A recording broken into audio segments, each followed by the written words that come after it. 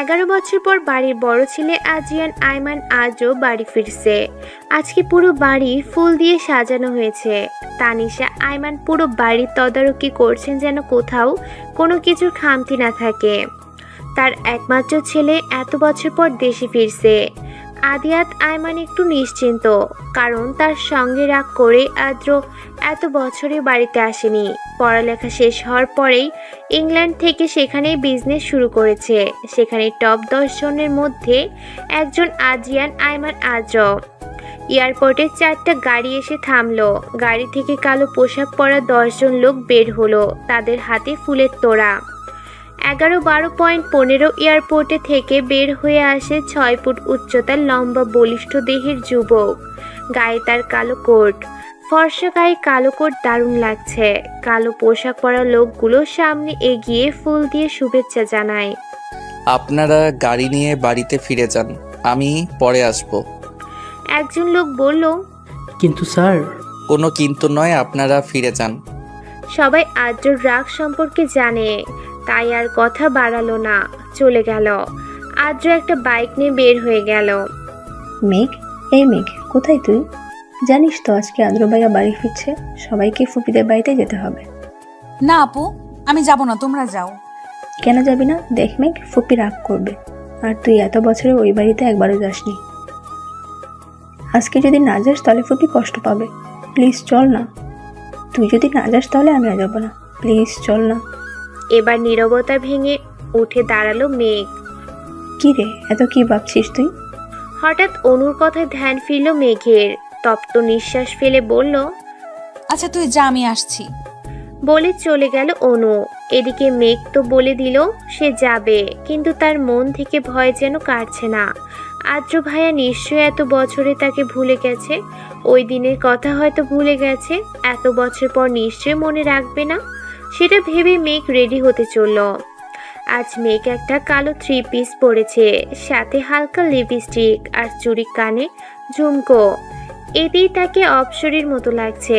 চারিদিকে আলো ঝলমল করছে। বাড়িটা খুব সুন্দর করে সাজানো হয়েছে। সবাই আদ্রের জন্য অপেক্ষা করছে। হঠাৎ আলো নিভে গেল। ভয়ে মেঘ কিছুটা ভড়কে গেল। সে সবসময় অন্ধকারে ভয় পায়। একটু পর লাইট জ্বলে উঠল। আদ্র দরজার কাছে দাঁড়িয়ে আছে। তানিশা বেগম এত বছর পর তার ছেলেকে দেখে কান্না করে দিলেন। আদিয়াত আইমান দূরে দাঁড়িয়ে আছে। তিনি তার ছেলের সামনে যেতে ইতস্তত বোধ করছেন। কাজের লোকেরা ফুল দিয়ে আদ্রকে বরণ করে নিচ্ছে। চারিদিকে মেহমানরা সবাই তাকিয়ে আছে আদ্রর দিকে। আর মেয়েরা তো মনে হচ্ছে যেন চোখ দিয়ে গিলে খাচ্ছে।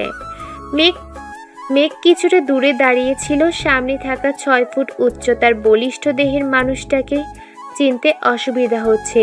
আগে থেকে আরো ফর্সা, ঠোঁট গোলাপি, চুলগুলো জেল দিয়ে সেট করা, হাতে ব্র্যান্ডের ঘড়ি, দেখতে অসম্ভব সুন্দর। মেঘ না চাইতেই তার দিকে অপলক দৃষ্টিতে তাকিয়ে আছে। এদিকে তানিশা আইমানের কান্না যেন থামছেই না। ও মম, আর কত কাঁদবে? আমার ভালো লাগছে না, ছাড়ো প্লিজ, আমি ক্লান্ত। যা উপরে গিয়ে ফ্রেশ হয়ে আয়। আদ্র উপরে যেতে নিয়ে থমকে যায়। দূরে দাঁড়িয়ে থাকা মেয়েটির দিকে এক পলক তাকিয়ে সিঁড়ি দিয়ে হনহন করে চলে যায়। এদিকে সব মেহমানদের আপ্যায়ন করতে ব্যস্ত আদিয়াত আইমান। মেঘ আর অনু বসে আছে। তানিশা আইমান মেহমানদের নিয়ে এত ব্যস্ত ছিলেন যে মেঘ এসেছে খেয়ালই করেনি। মেঘকে দেখে তানিশা এগিয়ে আসলে ফুপিকে দেখে মেঘ অনু দাঁড়িয়ে গেল। কেমন আছে জিজ্ঞেস করলো তানিশা। মেঘের কপালে চুমু দিয়ে বলল, এতদিন পর তোর ফুফির কথা মনে পড়লো? মেঘ হাসি দিয়ে বলল, না ফুপি, তোমার কথা তো আমার সবসময় মনে পড়ে। এই জন্য বুঝি এত বছর আসিসনি ফুফির কাছে? আর ভাইজানের আজকে সময় হলো না পার্টিতে আসতে। জানতো ফুপি, বাবা কত ব্যস্ত। কেমন আছেন তিনি? ফুপি ভালো। অনু, মেঘ, তোরা বস, আমি তোদের খাবারটা নিয়ে আসি। না ফুপি, পরে খাবো। আচ্ছা শোন, আজকে কিন্তু তোদের ছাড়ছি না। তোরা আজকে এইখানে থাকবি, আমি ভাইজানকে বলে রেখেছি। না ফুপি, আমরা চলে যাব। না মেঘ, এতদিন পর এসেছিস, আজকে ছাড়বো না তোদের। এদিকে মেঘ কিছুটা চিন্তিত, কি বলবে তার ফুপিকে। ফ্রেশ হয়ে নিচে নামছে আদ্রকে সবার সাথে পরিচয় করিয়ে দিচ্ছে আদিয়ান। মেঘের গায়ে অনু পানি ফেলে দিয়েছে, তাই ওয়াশরুমে যাচ্ছে মেঘ, কিন্তু পা পিছলে পড়ে যেতে নিল। আদ্র এসে ধরে নিল। বলিষ্ঠ দেহের মানুষটা তার দিকে অপলক দৃষ্টিতে তাকিয়ে আছে। মেঘ ও তার দিকে তাকিয়ে আছে অপলক দৃষ্টিতে। হঠাৎ কিছু একটা পড়ার শব্দ পেয়ে হুঁশ আসলো। আদ্রর আচমকা মেঘকে ছেড়ে দিল। মেঘ নিচে পড়ে গিয়ে কিছুটা ব্যথা পেল। তানিশা আয়মান এগিয়ে এসে মেঘকে ধরে উঠালেন। মেঘ সাবধানে হাঁটবি তো, দেখছিস কিভাবে পড়ে গেলি। অদ্রিত তুই ওকে ধরে আবার ফেলে কেন দিলি? মম, এই মেয়েটাকে। ও তোর ছোট মামার মেয়ে মেঘ, ভুলে গিয়েছিস ছোটবেলায় তোরা একসাথে কত ঝগড়া করতি। মম প্লিজ, তখন কার সাথে কি করেছি কিছু মনে নেই আমার। আর এই মেয়ে, তুমি কি ঠিক মতো হাঁটতে পারো না? মেঘ রাগে গজগজ করছে। তাকে ধরতেই বা বলল কে, ছাড়তেই বা বলল কে? ছেড়েই যদি দিবি তাহলে ধরতে কেন গেল? নিচে পড়ে তার কোমর শেষ। বাদর হনুমান মনে মনে বিড়বিড় করে বলছে মেঘ। এই মেয়ে, কি বলছি শুনছো না? হঠাৎ আদ্রর কথায় হুঁশ ফিরে মেঘের। মনে মনে আর কয়েকটা বকা দেয় মেঘ। সেদিন আদ্রের বাড়ি থেকে অনু আর মেঘ চলে আসে। ফুপি কিছুতেই রাজি হচ্ছিল না। পরে মেঘ তাকে মায়ের অসুস্থতার কথা বুঝিয়ে চলে আসে। ভোরবেলা থেকে বৃষ্টি শুরু হলো। সকালের ঘুম আর ভাঙছিল না মেঘের। এদিকে মা ডাকাডাকি করছে। ঘুমের ঘোরে শুনতে পেল। তাড়াতাড়ি ওঠ, ভার্সিটিতে যাবি না? ঘুম ঘুম চোখে ঘড়ির দিকে তাকিয়ে দেখলো বেলা 8:30 বাজে। মেঘ চিন্তিত হয়ে পড়ল, কখন রেডি হবে, কখন নাস্তা খাবো এবং ভার্সিটিতে যাব। তড়িঘড়ি করে বিছানা থেকে উঠলো মেঘ। দ্রুত রেডি হয়ে বের হলো। মা আর অনু ডাইনিং টেবিলে বসে আছে। মা, তুমি একটু আগে ডেকে দিতে পারলে না? বলতে বলতে ডাইনিং টেবিলে বসলো মেঘ। তোকে 7টা থেকে ডাকছি। অনু, তুই কি আজ ভার্সিটিতে যাবি? না মেঘ, আজ যাবো না, তুই যা। অনু আর মেঘ দু বোন। অনু অনার্স 3য় বর্ষে আর মেঘ 1ম বর্ষে। নাস্তা করে বাইরে এসে দেখলো তুমুল বৃষ্টি হচ্ছে। কোনো রিক্সাও আশেপাশে দেখছে না মেঘ। হঠাৎ একটি রিক্সার দেখা পেল মেঘ, কিন্তু 50 টাকার ভাড়া 150 টাকা। অগত্যা রাজি হয়ে রিক্সায় উঠে পড়ল মেঘ। রিক্সাওয়ালার ছোট পলিথিন দিয়ে নিজেকে ঢাকার চেষ্টা করলো মেঘ, কিন্তু ভার্সিটিতে পৌঁছাতে ভিজে জুবুঢুবু হয়ে গেল। মনে মনে তার বান্ধবী উষাকে বকা দিল। তার জন্য আজকে এই বৃষ্টির মধ্যে তাকে ভার্সিটি যেতে হচ্ছে। ভার্সিটিতে ঢোকার কিছু সময় পর বৃষ্টি থেমে গেল। মেঘ ভার্সিটির ভিতরে লাইব্রেরির রুমে অপেক্ষা করছে উষার জন্য। হঠাৎ পিছন থেকে উষা মেঘকে ডাক দিল। কিরে, তুই তো পুরো কাকভেজা হয়ে আসছিস। কিছুটা রেগে বলল, এত সময় লাগে তোর? নিজেই আসতে বললি, এখন এসে দেখি তোর কোনো খবরই নেই। সরি মিক, বৃষ্টি তো সেই জন্য দেরি হয়ে গেছে। তোর সরি তোর কাছে রাখ, আমার শরীর পুরো ভিজে গেছে। আর কি দরকারি কথা বলবি যা তোর ফোনে বলা যাচ্ছিল না, এখানেই বলতে হবে? উষা কিছুটা চিন্তায় পড়ে গেল। কি করে বলবে মেঘকে নীলের কথা, সেটা ভাবতে লাগলো। হঠাৎ মেঘের ডাকে হুঁশ আসলো উষার। কি বলবি বল উষা। বলছি। আসলে আমি মানে কি আসলে আমি মানে কি? আসলে আমি একজনকে ভালোবাসি মেঘ। চোখ বন্ধ করে এক দমে কথাগুলো বলল উষা। মেঘ উষার কথা শুনে বিস্মিত হয়ে চেয়ে রইল। চোখ খুলে উষার দেখলো মেঘ এখনো তার দিকে তাকিয়ে আছে। কিছু বল মেঘ, আমি সত্যি নীলকে ভালোবাসি। মেঘ কিছু সময়ের জন্য যেন অন্য জগতে চলে গেছিল। উষার কথায় হুঁশ আসে। কি, তুই নীলকে ভালোবাসিস? নীল, মেঘ, উষা তিনজন খুব ভালো বন্ধু। এই ক্লাসেই পড়ে। তাহলে আমাকে কেন বলছিস? নীলকে বল। বলবো তো কালকে, কিন্তু কিভাবে যে বলি। আর তাছাড়া কাল তো ভার্সিটিতে একটা প্রোগ্রাম আছে, কি জানি আসবে চিপসকে হয়ে। আদিয়াত আয়মান নাকি কি যেন নাম। হঠাৎ আদ্রিয়ান আয়মান নাম শুনে অবাক হলো মেঘ। মনে মনে ভাবলো আদ্রের কথা। আদ্রের কথা না, ওনার নাম তো আদ্রিয়ান আয়মান আদ্র। উনি এইখানে আসবেননি বা কেন? কি রে, কি ভাবছিস মেয়ে? না কিছু না। তাহলে এটাই কথা থাকলো, কলেজে তুই নীলকে প্রপোজ করছিস। আর শোন উষা, কালকে তুই একটা শাড়ি পরে আসবি। তাহলে তোকেও শাড়ি পরে আসতে হবে মেঘ। যেহেতু কাল অনুষ্ঠানে সবাই শাড়ি পরে আসবে, তাই তোকেও পরে আসতে হবে। এদিকে আদ্র কার সাথে যেন কথা বলছে। ফোনটা রেখে দিয়ে একটা ডেভিল হাসলো আদ্র। মনে মনে বলল, তৈরি থেকো জান, কাল থেকে তোমার শাস্তি শুরু। আমি যতটা কষ্ট পেয়েছি এই 11 বছর, তার থেকে বেশি কষ্ট তুমি পাবে জান। রেডি থেকো। সকালবেলা মায়ের চিৎকারে ঘুম থেকে জেগে উঠল মেঘ। মনে হচ্ছে বাইরে কিছু হয়েছে, তাই তড়িঘড়ি করে বিছানা থেকে উঠল মেঘ। হায় হায়, আমার শখের মুরগিটা কে চুরি করলো? অনু মাকে সান্ত্বনা দিচ্ছে। মেঘ গিয়ে দেখলো তার মায়ের শখের মুরগিটা কে যেন চুরি করে নিয়ে পালিয়েছে। ও মা, কি শুরু করলে সকালবেলা? একটা মুরগির জন্য কেউ এইভাবে চিৎকার করে? মেঘ, মারোটা শখের মুরগি ছিল। জানি, এখন চিৎকার করে কান্নাকাটি করলে কি চোর সেটা বাড়িতে এসে দিয়ে যাবে নাকি? হয়েছে তোর না আজকে ভার্সিটিতে প্রোগ্রাম আছে, তাড়াতাড়ি রেডি হয়ে নে, উষা কল করেছিল। মেঘ হাতে নীল চুড়ি, কানে ঝুমকো, কপালে টিপ, হালকা লিপস্টিক, কাজল, এতটুকুতেই মেঘ অপরূপ সুন্দর লাগছিল। চুলগুলো খোলা হাওয়ায় উঠছিল। অনু মেঘের ফোন দিতে এসে আয়নার মেঘের প্রতিবিম্ব দেখে বলল, বাহ মেঘ, তোকে তো আজ পুরীর মতো লাগছে। ঘুরে তাকালে বলল, তাই বুঝি? অনু মেঘের কাছে এসে কপালে চুমু দিয়ে বলল, অনেক সুন্দর লাগছে। ভার্সিটির সামনে দাঁড়িয়ে আছে উষা। মেঘ রিক্সা ভাড়া মিটিয়ে উষার সামনে এসে দাঁড়ালো। কিরে মেঘ, আজকে তো তোকে পুরো হুড়পড়ির মতো লাগছে। আমি যদি ছেলে হতাম তাহলে এখনই উঠিয়ে নিয়ে চলে যেতাম। উষা থাম, আর তোকেও তো আজ কম সুন্দর লাগছে না। নীল তোকে দেখলেই পাগল হয়ে যাবে। সত্যি বলছিস? সত্যি। কথা বলতে বলতে ভার্সিটিতে ঢুকলো মেঘ উষা। চারদিকে বেলুন আর ফুল দিয়ে সাজানো হয়েছে। স্টেজের দিকে চোখ পড়ল মেঘের, যেখানে একটা নাম ঝলঝল করছে। নামটার দিকে এক পলক তাকিয়ে তপ্ত নিঃশ্বাস ফেলল মেঘ। মেঘ দেখ, মেয়েরা আজকে এত সেজেগুজে বসে আছে, মনে হচ্ছে কারোর জন্য অপেক্ষা করছে। এবার চল। দেখে মনে হচ্ছে কারো আসার অপেক্ষা করছে। কালো পাঞ্জাবি পরে নীল আসছে মেঘেদের কাছে। উষা তার দিকে অপলক দৃষ্টিতে তাকিয়ে আছে। কিরে, তোদের আসতে এত লেট হলো কেন? আমরা তো কখন এসেছি, তোর তো কোনো দেখা নেই। জানিস তো আজকে আমার উপর কত দায়িত্ব। ভাইয়া সব দায়িত্ব আমাকে বুঝিয়ে দিয়েছে, এত দায়িত্ব সামলে আসতে দেরি হয়ে গেল।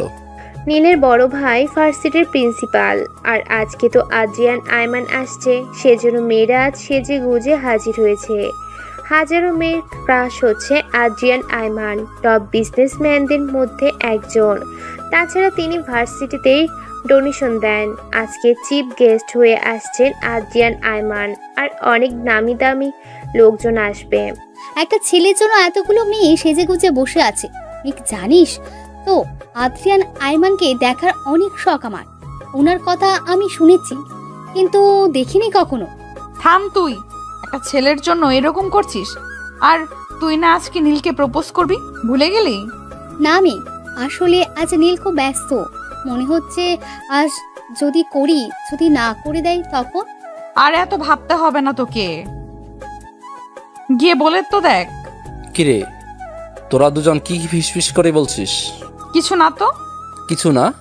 আর শোন, মেঘ আর উষা তোরা দুজন সামনে দাঁড়াবি। আর মেঘ, তোকে ভাইয়া বলছে চিফ গেস্টকে স্বাগত জানাতে। আর উষা, তুমিও মেঘের সাথে থেকো। আচ্ছা নীল, আমার কিছু কাজ আছে, আমি এখন আসছি।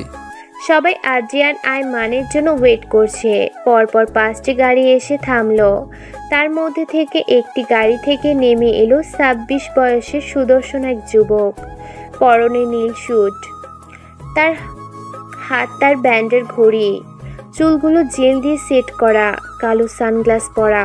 দূর থেকে ছেলেটাকে দেখে মেয়েরা চোখে যেন গিলে খাচ্ছে। উষা আর মেঘ ওয়াশরুমে থেকে বের হয়ে এসে দেখলো চিফ গেস্ট এসে পড়ছেন। নীল এসে তারা দিচ্ছিল মেঘকে। চিফ গেস্টকে ফুলের মালা দিয়ে স্বাগত জানাবে। উষা বলল, চল মেঘ, আদ্রিয়ান আয়মান এসে পড়েছে, দেখে আসি। কিন্তু মেয়েরা যেভাবে লোকটাকে চারদিক থেকে ঘিরে ধরেছে দেখা যাচ্ছে না তো। চল সামনে গিয়ে দেখে আসি। হুট করে এসে নীল মেঘের হাতে ফুলের মালা ধরিয়ে দিয়ে চলে গেল। প্রিন্সিপাল স্যার আদ্রিয়ান আয়মানকে স্বাগত জানাচ্ছে। ছেলেমেয়েরা গেস্টদের ফুল দিয়ে স্বাগত জানাচ্ছে। আদ্রিয়ান আয়মানকে ফুল দিয়ে স্বাগত জানার কথা মেঘের। একের পর একজন গেস্ট আসছে, তাদের গলায় ফুলের মালা পরানো হচ্ছে। এবার পালা মেঘের। যেই না মেঘ মালা পরাবে, সামনে থাকা ব্যক্তির দিকে মেরে দাঁড়িয়ে রইল।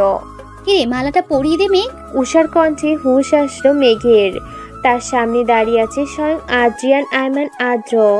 মেঘ, ফুলের মালাটা পরিয়ে দাও স্যারকে। মেঘ মালাটা আদ্রকে পরিয়ে দিল। আদ্র মেঘকে কানে কানে ফিসফিসিয়ে বলল, সে আমার গলায় তোকে মালা পরিয়ে দিতে হলো। আদ্রের কথাটা সহ্য করতে পারল না মেঘ। গেস্টদের নিয়ে বসানো হলো। অনুষ্ঠান শুরু হলো। একে একে সব অতিথিকে কিছু বলার জন্য বলা হলো। খুব সুন্দর করে অনুষ্ঠান শেষ হলো।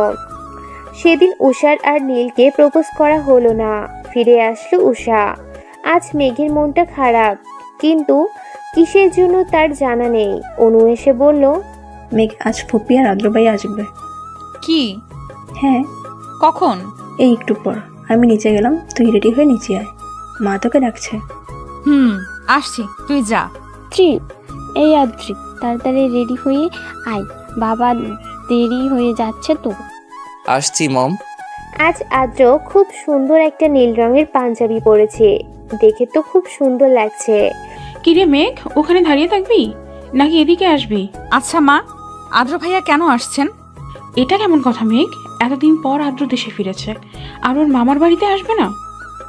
আমি সেটা বলছি না, উনি তো কোথাও যা পছন্দ করেন না। জানি, তোর বাবা ফোন করে আসতে বলেছেন। আর আদ্রের সাথে জানিস তো তোর বাবা কতটা ফ্রি। তোর বাবার কথা ফেলতে পারিনি। ও তাই বলো। আচ্ছা বাবা, কোথায়? তোর বাবা বাজারে আদ্রর জন্য তার পছন্দের মিষ্টি আনতে গেছেন। ও মেঘ, অনুকে বল আজ যেন সে শাড়ি পরে। কেন মা? তবে পরে। সেটা বলবো, মেঘ চিন্তায় পড়ে গেল। মেঘ অনুকে শাড়ি পরতে সাহায্য করেছিল। হঠাৎ করে কলিং বেলের আওয়াজ শুনে অনু মেঘকে বলল, যা গিয়ে দেখতো মেঘ, ফুপিরা হয়তো চলে এসেছে, দরজাটা খুলে দিয়ে আয়। মেঘ দরজা খুলতেই বিস্মিত নয়নে তাকিয়ে রইল। সামনে আদ্র একটা নীল রঙের পাঞ্জাবি পরে দাঁড়িয়ে আছে, হাতে ব্র্যান্ডের ঘড়ি, মুখে মৃদু হাসি। রেখা টেনে বলল, এখানে দাঁড়িয়ে থাকবো নাকি ভিতরে আসতে বলবেন? আদ্রের কথায় মেঘ একটু লজ্জা পেয়ে বলল, না, ভেতরে আসুন। ফুপি কোথায়? মা আসছেন কিছু জিনিসপত্র নিয়ে। মেঘ আদ্রকে বসিয়ে রেখে মাকে ডাকতে চলল। মা দেখো, আদ্র ভাইয়া চলে এসেছেন। মেঘের মা হন্তদন্ত হয়ে ছুটে এসে বললেন, ও মেঘ, ওখানে শরবতের গ্লাসগুলো আছে, নিয়ে আয়। আর দেখ তো অনু রেডি হয়েছে কিনা, বল তাড়াতাড়ি আসতে। কেমন আছো আদ্র? জি মামনি, ভালো। আপনি কেমন আছেন? মেঘের। এই তো তোমাদের দোয়ায় আছি। তা আপা কোথায়? মা আসছেন, বলল কিছু জিনিসপত্র নেওয়ার আছে। মেঘের। নাও বাবা, শরবতটা খেয়ে নাও। ব্যস্ত হবেন না মামনি। মেঘ অনুকে শাড়ির কুচি ঠিক করে দিতে দিতে বলল, আচ্ছা অনু, আজ তুই শাড়ি কেন পরছিস? আর আদ্র ভাইয়া যে কিনা জীবনেও তাকে পাঞ্জাবি পরতে দেখলাম না, সে আজ পাঞ্জাবি পরেছে, ব্যাপারটা কি? আমি জানি না, মাকে জিজ্ঞেস কর। আচ্ছা মা তোকে যেতে বলেছে। মেঘের মা আদ্র আর তানিশা আয়মানের সাথে কথা বলছিলেন। মেঘ যেতেই তানিশা আয়মান বলে উঠল, কিরে মেঘ, কোথায় ছিলি এতক্ষণ ধরে? তানিশা আয়মান মেঘের হাত ধরে তার সাথে বসালেন। আদ্র ফোন টিপছিল। আদ্রের মা বলে উঠল, জানিস মেঘ, তুই যদি অনুর থেকে বড় হতি তাহলে তোকেই আমার ছেলের বউ বানাতাম। কিন্তু তুই ছোট, অনুর আগে তো তোকে তোর মা বাবা বিয়ে দিবেন না, তাই চাইতেও পারলাম না। তানিশা আয়মানের কথায় মেঘ অবাকের চরম পর্যায়ে পৌঁছে গেল। তার মস্তিষ্কে কথাগুলো যেন ঠিকমতো পৌঁছালো না। কি বললে ফুপি? কিছুই তো বুঝতে পারলাম না। ভাবি, আপনি মেঘকে কিছু জানাননি? আসলে আপা, মেঘকে ওর বাবা জানাতে বারণ করেছিলেন অনুর বিয়ের কথা। শুনলে হয়তো কিছুতেই রাজি হতো না। বোনকে বড্ড ভালোবাসতো। আদ্র এতক্ষণ মোবাইল থেকে মুখ তুলে মেঘের দিকে তাকালো। মেঘের মস্তিষ্কের সাথে যেন মনের দ্বন্দ্ব চলছে। অনু এসে সবাইকে সালাম জানালো। তানিশা আইমান অনুকে আদ্রের পাশে বসালেন। দেখি তো দুজন কেমন লাগছে, বাহ বেশ মানিয়েছে। মেঘের মা বললেন। মেঘের তা তো বটেই। মেঘ যেন কিছুতেই আদ্রের সাথে অনুকে সহ্য করতে পারছে না। কেন সে কারণ তার জানা নেই। আদ্র মাকে বলল, মা, আমার একটা কল এসেছে, আমি একটু কথা বলে আসছি। মেঘ আর ওইখানেই বসে থাকতে পারল না। কেন যেন তার বুকের ভিতর অসহ্য যন্ত্রণা হচ্ছে, যার কারণ তার জানা নেই। মেঘ রুমে আসতে আচমকা একটা হাত এসে হ্যাচকে টানে তার সাথে জড়িয়ে ধরল। মেঘ নিজেকে ছাড়ানোর জন্য আপ্রাণ চেষ্টা করছে, কিন্তু শক্তপোক্ত বাহুর সাথে পেরে উঠল না। হঠাৎ একটা কণ্ঠস্বর ভেসে আসলো। নিজেকে ছাড়ানোর বৃথা চেষ্টা করো না মেয়ে। এতক্ষণ মেঘের রুমের লাইট অফ ছিল। বাইরের আলো রুমে প্রবেশ করার কোনো উপায় ছিল না। হঠাৎ আলোটা জ্বলে উঠল। মেঘ আর কাউকে দেখতে পেল না, তবে কে তাকে জড়িয়ে ধরেছিল এটা তার বোধগম্য হলো না। এদিকে মেঘের মনে অজানা এক কষ্ট অনুভব করছে। সে কেন এই কষ্ট জানা নেই তার। মেঘের মা আদ্রের বিদায় দিয়ে অনুকে মেঘের রুমে পাঠালো। হঠাৎ এভাবে চলে আসার কারণে মেঘ বেলকনিতে দাঁড়িয়েছিল। পিছন থেকে কারো হাতের স্পর্শে ফিরে তাকালো। কি রে, এভাবেই চলে আসলি যে? এমনি। মেঘ, তোর কি কোনো কারণে মন খারাপ? কেন বলো তো? না, তোকে দেখে মনে হচ্ছে তোর মন ভালো নেই। মেঘ উত্তর দিল না, তপ্ত শ্বাস ফেললো। অনু আর কিছু বলল না, চলে গেল। মেঘ আজ অনেকদিন পর উষার সাথে দেখা করলো। মেয়েটা বড্ড বুদ্ধিমতী। চট করে মেঘের মন খারাপ বুঝে গেল, তবে সে প্রকাশ করলো না। সে জানে মেঘ বরাবরই চাপা স্বভাবের। ও যদি নিজ থেকে কিছু বলছে নিশ্চয়ই কোনো কারণ আছে, তাই জিজ্ঞেস করলো না। মেঘ এতক্ষণ আকাশের দিকে চেয়েছিল। উষার কথায় তপ্ত শ্বাস ফেলে বলল, চল। মেঘ আর উষা ফুচকা খাচ্ছিল। হঠাৎ বিষম খেলো মেঘ। এক বোতল পানি এগিয়ে দিল। একটা হাত মেঘ তাড়াতাড়ি পানির বোতলটা নিয়ে পানি খেলো। এতক্ষণে পানি খাওয়ার চক্করে সামনে থাকা ব্যক্তিটির দিকে তাকাতেই ভুলে গিয়েছিল। ছেলেটি সুদর্শন যুবক, অপলক দৃষ্টিতে তাকিয়ে আছে মেঘের দিকে। উষার কণ্ঠে হুঁশ ফিরল মেঘের। মেঘের জন্য পানি আনতে গিয়েছিল উষা। মেঘ, ঠিক আছিস তুই? এই নে পানি। মেঘ বলল, আর লাগবে না। সামনে থাকা লোকটি বলল, কেউ সাহায্য করলে তাকে ধন্যবাদ জানাতে হয় ম্যাম। ধন্যবাদ। আপনি যদি কিছু মনে না করেন তাহলে কি আপনার নামটা জানতে পারি? জি, আমি মেঘ। আমি নিবিড় সাহারিয়া। উষা মেঘকে চিমটি কেটে বলল, আর কিছু জানাবি নাকি এভাবে দাঁড়িয়ে থাকবি? মেঘ আর কিছু বলল না। ছেলেটার ফোন আসাতে পিছনে ফিরে কথা বলছিল। ততক্ষণে মেঘ আর উষা চলে গেল। নিবিড় পিছনে ফিরতে আর মেঘকে দেখতে পেল না। তপ্ত শ্বাস ফেলে বলল, কে তুমি মায়াবতী? এ কোন মায়ায় জড়ালে আমায়? অন্যদিকে আদ্র ফোনে কার সাথে যেন কথা বলছিল। ওদিকের কাজ সব ঠিকঠাক? লোকটি উত্তর দিল। জি স্যার। কলটা কেটে আদ্র বলে উঠল, আর কিছু সময়ের অপেক্ষা করো যান, আমি সব কিছু ঠিক করে দিব। আজ অনেকদিন পর মেঘ ভার্সিটি গেল। উষা মেঘের জন্য অপেক্ষা করছিল। মেঘকে দেখতে পেয়ে এগিয়ে আসলো। কিরে মেঘ, কেমন আছিস? এই তো ভালো, চল ক্লাসে যাই। মেঘ আর উষা পা বাড়াতে একটা ছেলে মেঘ বলে ডেকে উঠল। পিছনে তাকাতেই দেখতে পেল একটা সুদর্শন যুবক তার দিকে এগিয়ে আসছে। কাছে আসতেই মেঘ বলল, আপনি এখানে কি করছেন? তাহলে তুমি আমাকে চিনতে পেরেছো? আমি এই ভার্সিটিতেই পড়ি আর তোমার সাথেই। তোমাকে দেখতে পেলাম তাই আসলাম। ও, কিন্তু আগে তো আপনাকে কোনোদিন ভার্সিটিতে দেখিনি। আসলে আমি ততটা ভার্সিটিতে আসি না। আচ্ছা চল, ক্লাস শুরু হয়ে যাবে। মেঘ পা বাড়াতে নিবিড় আবার বলে উঠল। মেঘ মেঘ, আমরা কি বন্ধু হতে পারি? কিছুটা ইতস্তত বোধ করছিল। উষা বলল, আচ্ছা। ঠিক আছে, কোনো সমস্যা নেই। আজ থেকে আমরা ফ্রেন্ড হলাম। চলো ক্লাসে যাই। ক্লাসে মেঘ আর উষা একই সাথে বসলো। পিছনে নিবিড় বসলো। ক্লাসে স্যার আসতেই সবাই দাঁড়িয়ে উঠল। মেঘ যেন বিস্মিত নয়নে তাকিয়ে রইল। Sit down please. সবাই বসে পড়লেও মেঘ এখনো দাঁড়িয়ে আছে। উষা মেঘের হাতে চিমটি কেটে বলল, কিরে মেঘ, দাঁড়িয়ে আছিস কেন? মেঘ তো পুরো অবাক, কারণ তার সামনে আর কেউ না, দ্য গ্রেট আদিয়ান আইমান আজও দাঁড়িয়ে আছে। আদ্র মেঘকে ধমক দিয়ে বসতে বলল। মেঘ উষাকে জিজ্ঞেস করলো। উনি এখানে? উষা বলল, উনি তো আমাদের নতুন টিচার হিসেবে জয়েন করেছে, জানিস তো, খুব রাগী। আর তুই কি ওনাকে চিনিস নাকি? হ্যাঁ, উনি আমার কাজিন হয়। তবে আর কাউকে বলবি না, আদ্র ভাইয়া ব্যক্তিগত লাইফ আলাদা রাখতে পছন্দ করেন। তো স্টুডেন্টস, তোমাদের গতকাল যে পড়া দিয়েছি সেগুলো কি কমপ্লিট হয়েছে? আর যে না পারো তারা ক্লাসের বাইরে গিয়ে দাঁড়াও। মেঘ প্রায় অনেকদিন ভার্সিটিতে আসে না, তাই পড়াশোনাও ঠিকমতো করা হয় না, তাই সে ক্লাসের বাইরে দাঁড়িয়ে রইল। আদ্র মেঘের দিকে একবার তাকিয়ে আবার সবাইকে জিজ্ঞেস করলো। তো বাকি সবার পড়া কমপ্লিট? হঠাৎ নিবিড় বলে উঠল। স্যার আমার পড়া হয়নি। তাই সে ক্লাসের বাইরে এসে মেঘের সাথে দাঁড়ালো। মেঘকে অন্য ছেলের পাশে দেখে আদ্রের বুকে ভেতরটা হঠাৎ কেঁপে উঠল। নিবিড় মেঘকে বলল। আচ্ছা মেঘ, তুমি কি স্যারকে পছন্দ করো? হঠাৎ নিবিড়ের কথায় বিস্মিত নয়নে তাকালো। আসলে ওই সময় তুমি যেইভাবে তাকিয়েছিলে। না, তেমনটা নয় স্যার, আমার কাজিন হয়। ও আচ্ছা, তাই বলো। আদ্র স্যার তোমার ভাই হয়, আগে বলবে না? আমি জানতাম না উনি এখানে জয়েন করেছে। ও তাই বলো। আদ্র ওদের কথা বলতে দেখে বলল।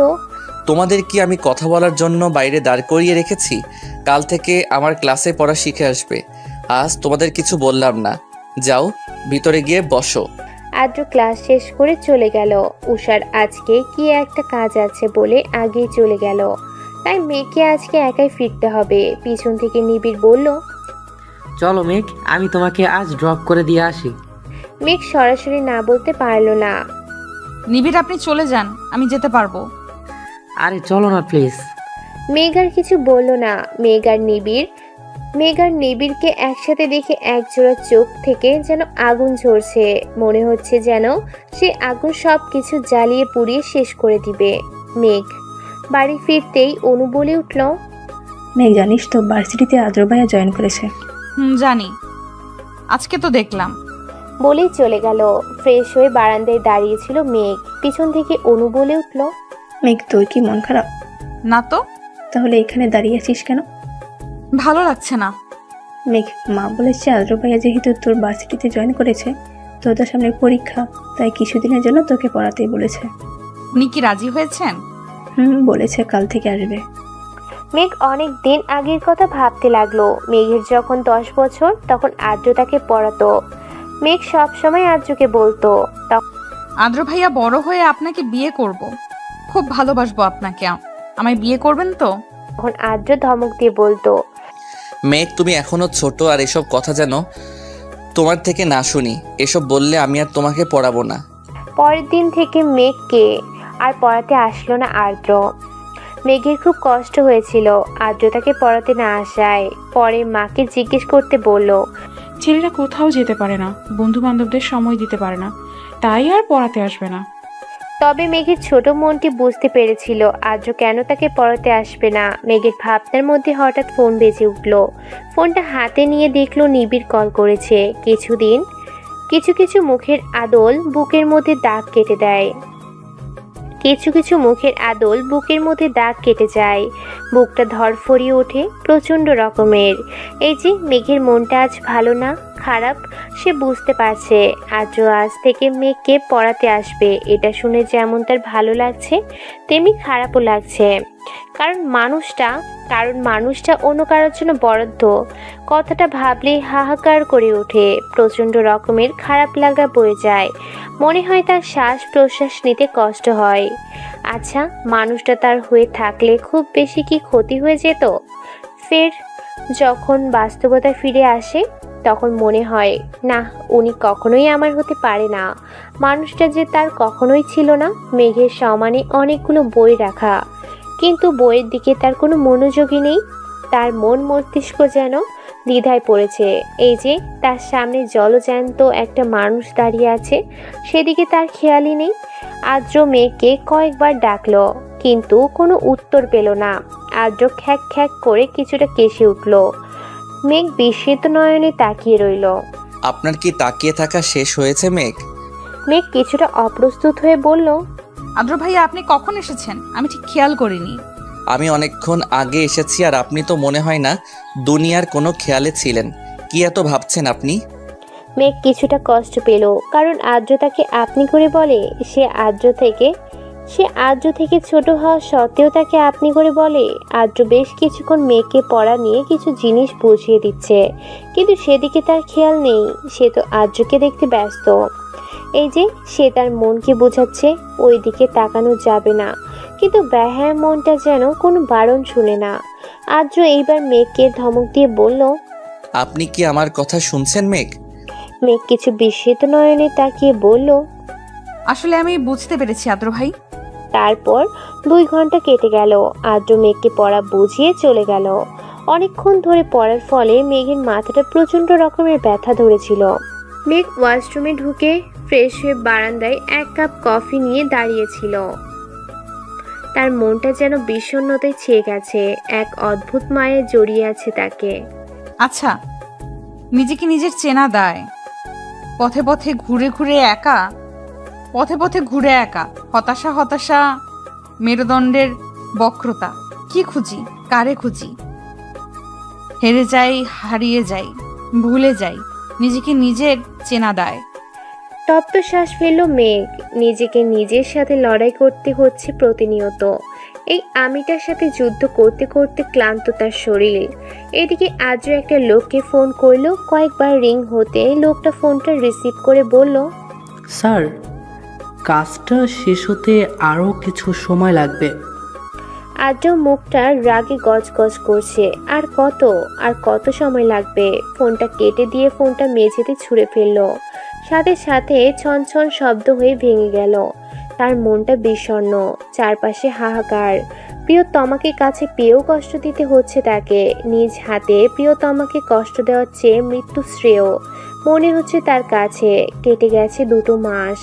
এই 2 মাসে আর্য মেঘকে প্রতিদিন পড়াতে আসতো। প্রায় বেশ কদিন ধরে আর্য আর মেঘকে পড়াতে আসে না। মেঘের মনটা এই জন্য খারাপ হয়। নিবিড়ের সাথে এই 2 মাসে বন্ধুত্বটাও গাঢ় হলো। নিবিড় বুঝতে পারে মেয়েটা আর্যকে ভালোবাসে, কিন্তু প্রকাশ করে না। নিবিড় একটা রেস্তোরাঁয় বসে মেঘের জন্য অপেক্ষা করছে। মেয়েটার জন্য বড্ড মায়া হয়। তারও যদি পারত তাহলে ওর জীবনের সব কষ্ট দূর করে দিত। চেষ্টা করেও বারবার ব্যর্থ হয়। মায়াবতীর কষ্ট লাগলো করতে। নিবিড় কফিতে চুমুক দিতে মেঘ তড়িঘড়ি করে রেস্তোরাঁয় ভিতরে ঢুকলো। নিবিড় ইশারা দিতেই পাশে এসে বসলো। আজ নিবিড় অনেকটা সাহস নিয়ে জিজ্ঞেস করলো, মেঘ, তুমি কি আদ্র স্যারকে ভালোবাসো? নিবিড় এমন প্রশ্নে মেঘ অবাক হলো না। ছেলেটা হয়তো একদিনে বুঝে গেছে, তাই আর কথা ঘুরালো না, সরাসরি জবাব দিল, হ্যাঁ, ভালোবাসা আদ্র ভাইকে আমি ছোটবেলা থেকেই ভালোবাসি। ছোট থেকেই ওনার জন্য আমার একটা অনুভূতির সৃষ্টি হয়েছিল, কিন্তু আমি এই অনুভূতি বুঝতে পারি তখন যখন উনি আমার থেকে দূরে চলে যান। জানো তো, প্রিয় মানুষের শূন্যতা বড় কাদায়। কথাগুলো বলার সময় মেঘের চোখ দিয়ে অশ্রু ঝরছিল। মেঘের চোখে জল দেখে নিবিড় ভিতরে চিনচিন ব্যথা অনুভব করছে। নিবিড় মেঘকে জিজ্ঞেস করলো, মেঘ, তুমি কি আদ্র স্যারকে বলেছো তুমি ওনাকে ভালোবাসো? না, এখন আর বলে লাভ নেই। উনি কখনো আমার হবে না। অনু আপুর সাথে বিয়ে ঠিক হয়ে গেছে, আর উনি আমাকে পছন্দ করেন না, ভালোবাসে না আমাকে। একবার বলে তো দেখো মেঘ। কি হবে বলে? উনি আমাকে ভালোবাসেন না। তবুও একবার বলে তো দেখো। এখনো সবকিছু শেষ হয়ে যায়নি মেঘ। এতে তোমাদের 3 জনের জীবন জড়িয়ে আছে। আমি পারবো না, আমার বোনের সুখ কেড়ে নিতে আমি পারবো না। আমি পারবো না বলেই মেঘ কান্না ভেঙে পড়ে। নিবিড় মেঘকে সান্ত্বনা দেওয়ার মতো ভাষা খুঁজে পাচ্ছে না। মেঘ কিভাবে তার বড় বোনের বিয়ে ভেঙে দিবে? কিন্তু আজ যদি মেঘ না বলতে পারে তাহলে ভিতরে দুমড়ে মুচড়ে শেষ হয়ে যাবে। প্রিয়তমাকে কি করে শেষ হয়ে যেতে দেখবে নিবিড়? হয়তো বলা হবে না প্রিয়তমাকে ভালোবাসার কথা, বলা হবে না তার অনুভূতির কথা। সব কথা অব্যক্ত রয়ে যাবে আজীবন। বাড়িতে এসে একটা সংবাদ শুনে মেঘের মাথায় আকাশ ভেঙে পড়ল। 3 দিন পর আদ্র আর অনুর বিয়ে। মেঘের হৃদয়টা ভেঙে চুরমার হয়ে গেল। অনু এসে মেঘকে জড়িয়ে ধরে বলল, আর তো কয়েকদিন আছি মেঘ, তারপর তো শ্বশুরবাড়িতে চলে যাব। আর তোর সাথে গল্প করা হবে না। মেঘের চোখ দিয়ে দু ফোঁটা জল গড়িয়ে পড়ল। সবার অগোচরে সেই জলে মুছে নিল মেঘ। ও আপু, তুমিও না মন খারাপ করছো কেন? আমি তো যাব তোমার সাথে দেখা করতে, তখন অনেক গল্প করব। আচ্ছা তুমি ছাড়ো তো, আমার কত কাজ, আমার আপুর বিয়ে বলে কথা। বলেই মেঘ রুমে চলে গেল। মেঘ রুমে গিয়ে দরজা বন্ধ করে দেয়। ফ্লোরে বসে হাও মাও করে কাঁদতে থাকে। রুম সাউন্ড প্রুফ বলে কান্নার আওয়াজ বাইরে থেকে শোনা যায় না। মেঘের হৃদয়টা ভেঙে দুমড়ে মুচড়ে গেছে। মেঘের হৃদয় যেন কেউ বারবার ছুরি দিয়ে আঘাত করছে। বিকালের দিকে অনুকে তানিয়া বেগম বিয়ের কেনাকাটা করার জন্য তৈরি থাকতে বলেছে। অনু মেঘের রুমে গিয়ে কয়েকবার ডাকলো, কিন্তু কোনো সাড়া পেল না। ও মনে করলো হয়তো ঘুমিয়ে আছে, তাই বিরক্ত করলো না। অনু তৈরি হয়ে মেঘের রুমে এসে বসলো। ও আপু, আমি কেন যাব? তুই কেন যাবি মানে? তুই আমার বিয়ের শাড়ি থেকে শুরু করে যা যা প্রয়োজন সব কিছু নিজের পছন্দ করে দিবি। আর না শুনতে চাচ্ছি না মেঘ। মেঘ আর কথা বাড়ালো না, তৈরি হয়ে নিল। একটা কালো গাড়ির সাথে হেলান দিয়ে দাঁড়িয়ে আছে আদ্র। কালো কোট আর হাতে ব্র্যান্ডের ঘড়ি, চুলগুলো জেল দিয়ে সেট করা। সব সময়ের মতো আজকেও দেখতে সুন্দর লাগছে। মেঘ আর অনু এগিয়ে যেতে গাড়ির দরজা খুলে দিল আদ্র। মেঘ আদ্রের দিকে এক পলক তাকিয়ে তপ্ত নিঃশ্বাস ফেলে গাড়িতে উঠে বসলো। একটা বড় শপিং মলে এসে গাড়িটা থামলো। তারা তিনজন মিলে একটা শাড়ির দোকানে ঢুকলো। সব কিছুর আগে থেকেই কেনা হয়ে গেছে, শুধু শাড়িটা বাকি ছিল। অনু একটার পর একটা শাড়ি দেখছে আর মেঘকে বলছে, মেঘ একটা পছন্দ করে দে না, কোনটা নিব ভেবে পাচ্ছি না। আদ্র অনুকে বলল, আপনাদের এখানে না পছন্দ হলে অন্য দোকানে দেখতে পারেন। না না, আসলে কোনটা নিব ভেবে পাচ্ছি না। মেঘের নজর গেল একটা কালো শাড়ির দিকে। মেঘের কাছে লাল কালারটা ভালো লাগে, তবে কালো শাড়িটা যেন অসম্ভব সুন্দর লাগছে আজকে। মেঘ শাড়িটা অনুকে দেখিয়ে বলল, দেখো তো ওটা কেমন। অনু শাড়িটার দিকে একবার তাকিয়ে বলল, অনেক সুন্দর, কিন্তু ওটা তো কালো, আর বিয়েতে কালো পরবো না মেঘ। তারপর আরো বেশ কয়েকটা শাড়ি থেকে একটা পছন্দ করল অনু। আপনারা যান, আমার একটা ইম্পর্টেন্ট কল করার আছে, আমি আসছি। আজও মেঘের পছন্দের শাড়িটা কিনে নিল। বাইরে এসে দেখলো মেঘ আর অনু দাঁড়িয়ে আছে। যাওয়া যাক।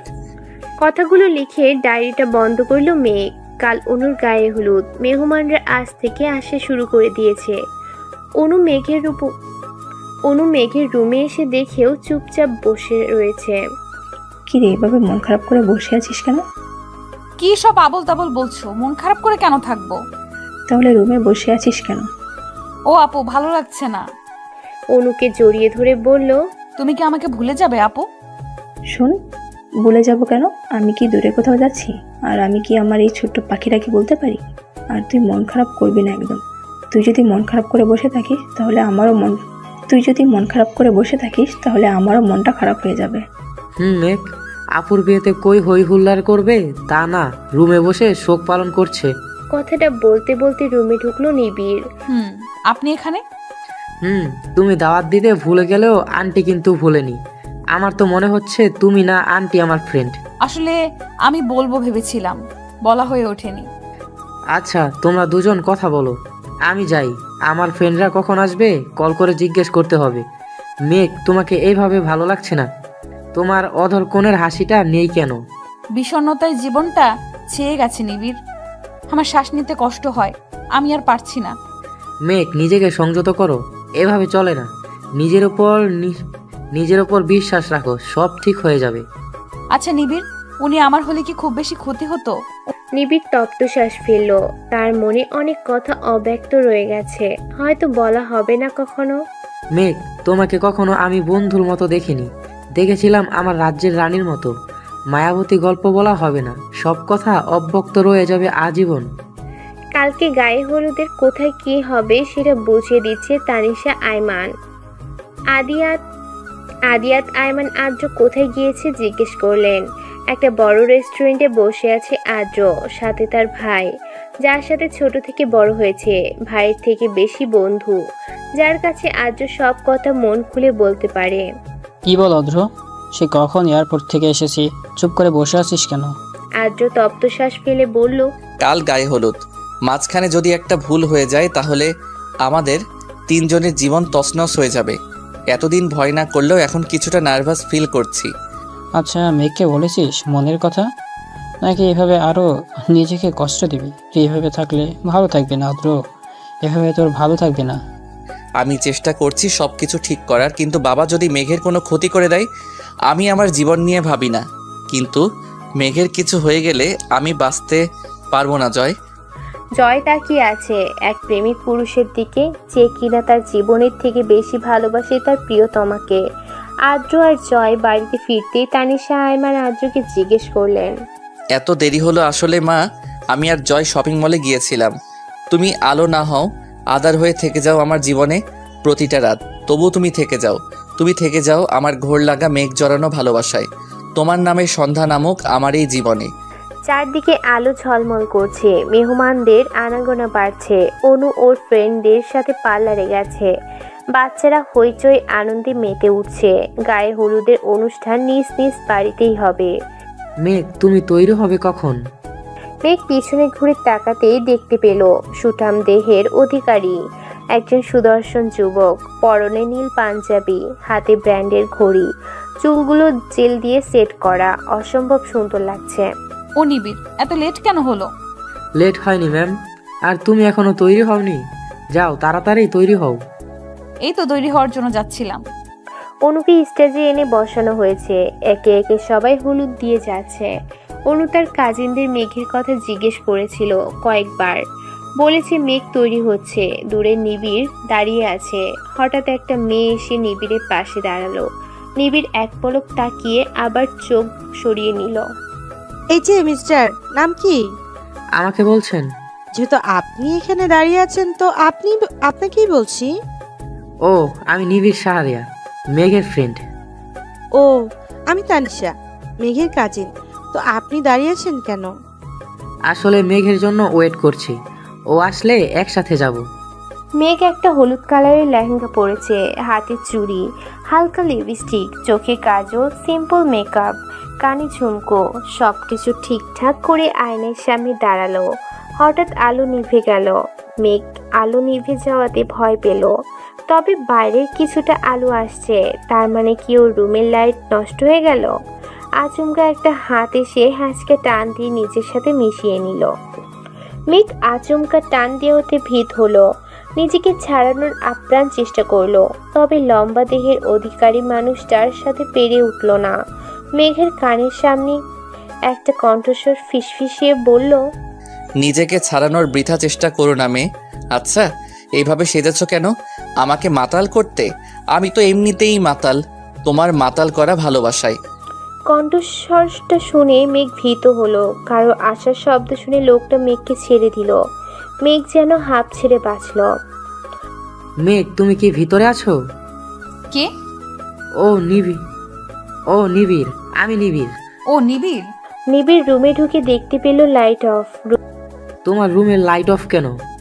জানি না, হঠাৎ লাইট চলে গেল। রুমের লাইট জ্বলে উঠল। নিবিড় মেঘের দিকে তাকাতেই দেখল যেন কোনো পরী পৃথিবীতে নেমে এসেছে। অপলক দৃষ্টিতে তাকিয়ে রইল।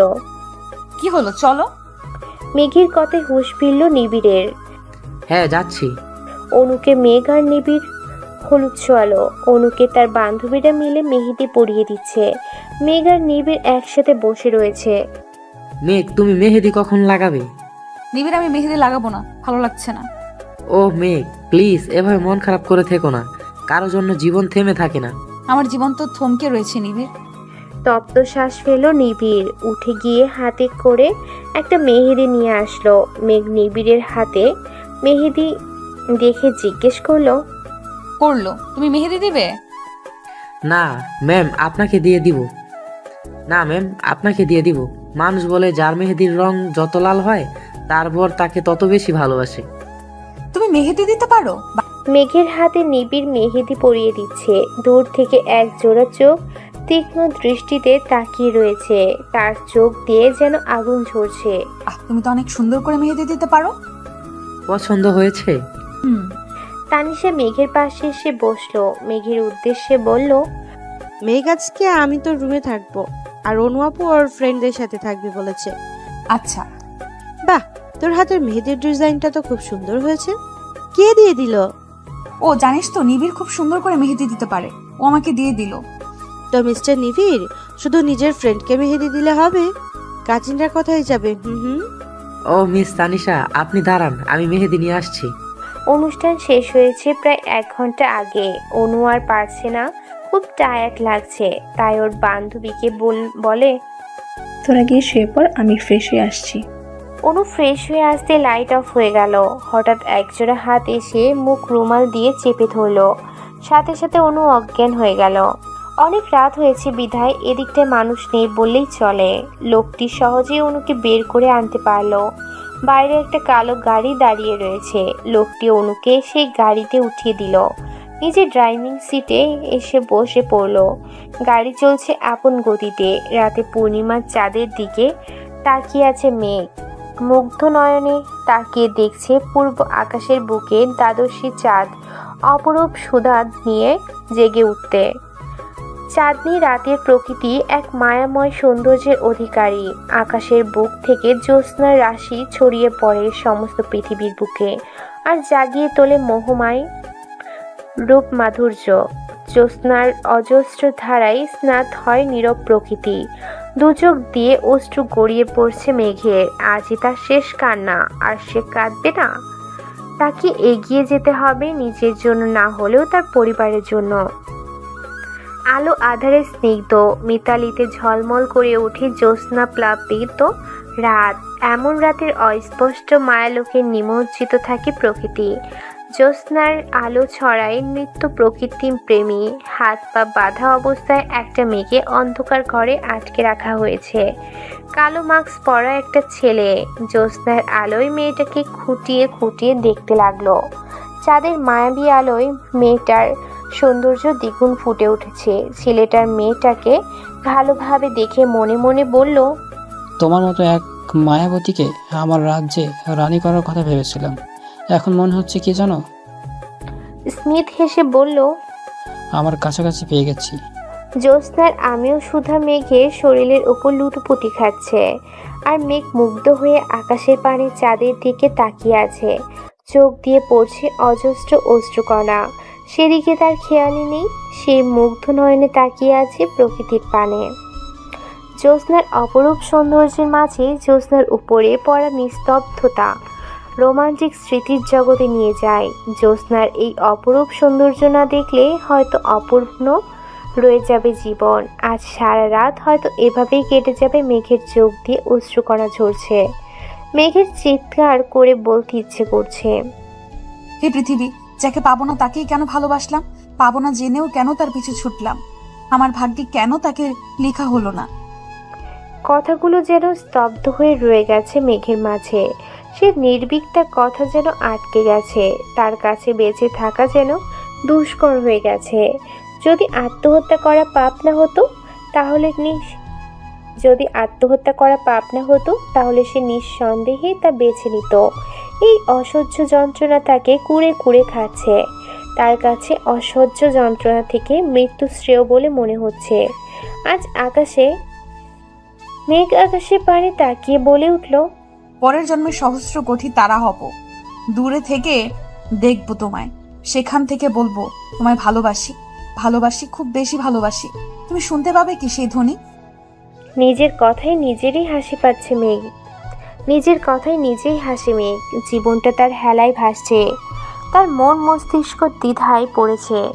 মেঘ আর ডায়েরিটা নিয়ে ফেলে দিল বারান্দা থেকে। কি হবে ডায়েরিটা রেখে? ডায়েরির পাতায় পাতায় রয়েছে অজস্র স্মৃতি। ডায়েরির পাতায় পাতায় না হয় পড়ে থাকুক তার অব্যক্ত ভালোবাসা। আকাশের দিকে মুগ্ধ নয়নে তাকিয়ে আছে একটা ছেলে। হাতে তার নিকোটিনের ধোঁয়ায় তার গোলাপি ঠোঁটগুলো কালো দাগ পড়ে গেছে। ভিতর তার অজস্র আবেগ অনুভূতি লুকিয়ে রেখেছে। আর কিছু মুহূর্তের অপেক্ষা। সব অপেক্ষার অবসান ঘটবে কাল। প্রেয়সী নিজের করে নিবে সে। তার সব দুঃখ কষ্ট মুছে দিবে সে। সকালের আলো পর্দা ভেদ করে মেঘের চোখে মুখে উপচে পড়ছে। রাতে কাঁদতে কাঁদতে মেঝেতে শুয়ে দিল সকালের আলো পর্দা ভেদ করে মেঘের চোখে মুখে উপচে পড়ছে। রাতে কাঁদতে কাঁদতে মেঝেতে শুয়েছিল মেঘ। কখন ঘুমিয়ে পড়েছে মনে নেই। বাইরে থেকে চেঁচানোর আওয়াজ ভেসে আসছে। কেউ কাঁদছে চিৎকার করে, কি বলছে শোনা যাচ্ছে না ঠিক মতো। মেঘের হুঁশ আসতেই কালকে ডায়েরিটার কথা মনে পড়ে যায়। ওই ডায়েরিটা কেউ আবার পেয়ে যায়নি তো? মেঘ ছুট লাগালো। বাইরে আসতে মানুষের ভিড়। ঠেলে ঠুলে ভিতরে যেতেই তার মাকে দেখলো চিৎকার করে কাঁদছে। মেঘ ছুটে গেল মায়ের কাছে, জিজ্ঞেস করলো কি হয়েছে। মেঘের মা কিছু বলল না, মেঘকে জড়িয়ে ধরে কাঁদতে লাগলো। মানুষজন কি যেন বলা বলি করছে। অনুর বান্ধবীরা দাঁড়িয়েছিল। মেঘ সেখান থেকে একটা মেয়েকে জিজ্ঞেস করলো, শ্রেয়া আপু কি হয়েছে বলবে আমাকে? মা কেন কাঁদছে? শ্রেয়া বলল, অনু পালিয়ে গেছে। মেঘের হাতে একটা চিঠি ধরিয়ে দিল। মেঘ চিঠিটা পড়ে বাকরুদ্ধ অবস্থায় দাঁড়িয়ে রইল। মাথায় তার আকাশ ভেঙে পড়েছে।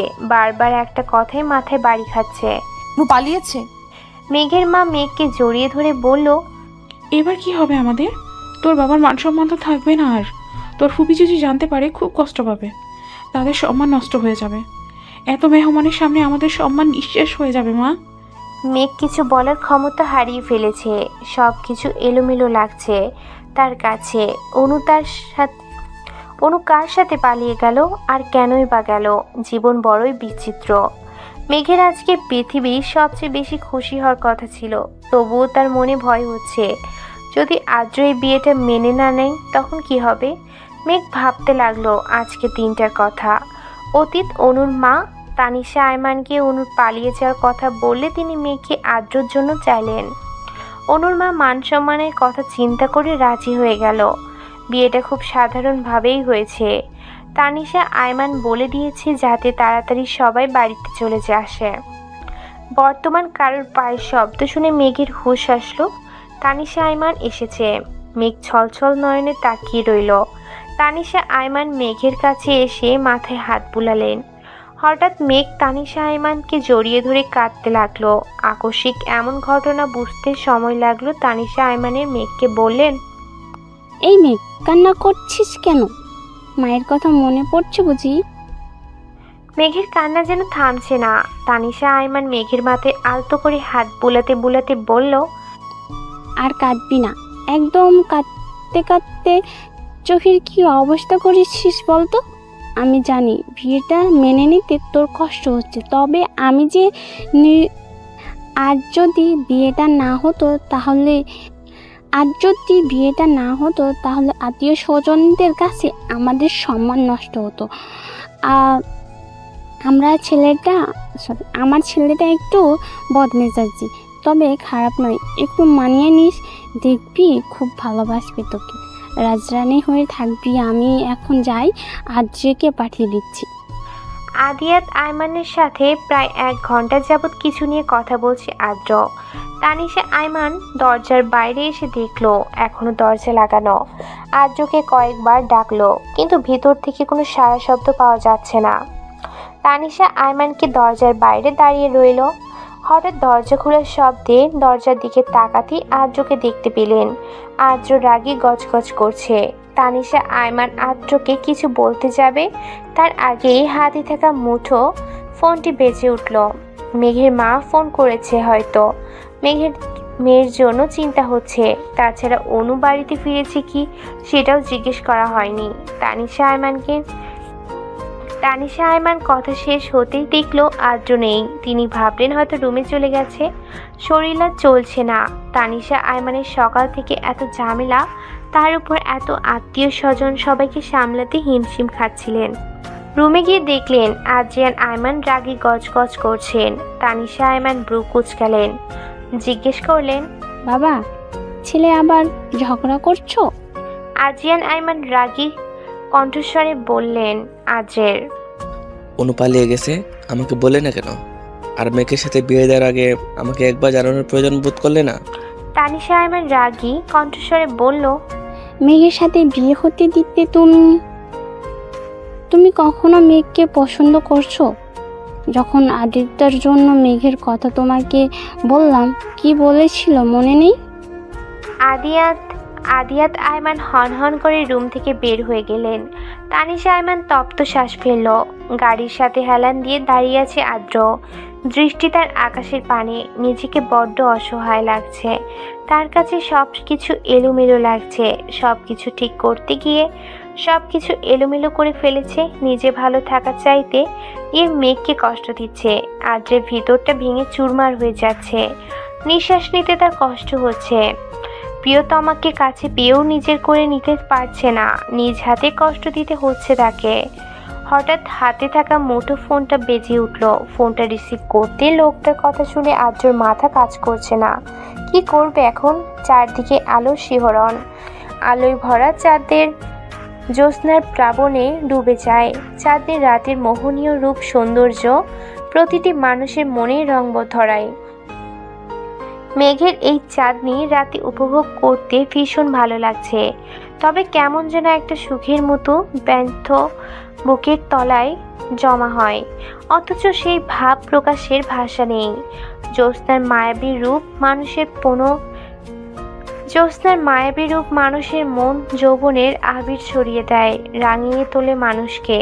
মেঘের ইচ্ছে হচ্ছে জ্যোৎস্নার এই রাত তার প্রিয় মানুষকে উপভোগ করতে, কিন্তু আদ্র আসার কোনো নামগন্ধ নেই। মেঘ ক্লান্ত থাকায় অপেক্ষা করতে করতে ঘুমিয়ে পড়ছে। সকালবেলা চিৎকার চেঁচামেচিতে ঘুম ভাঙল মেঘের। রাতে ঘটনা ভাবতে ভাবতে লাগলো আদ্রের জন্য অপেক্ষা করতে। সকালবেলা চিৎকার চেঁচামেচিতে ঘুম ভাঙল মেঘের।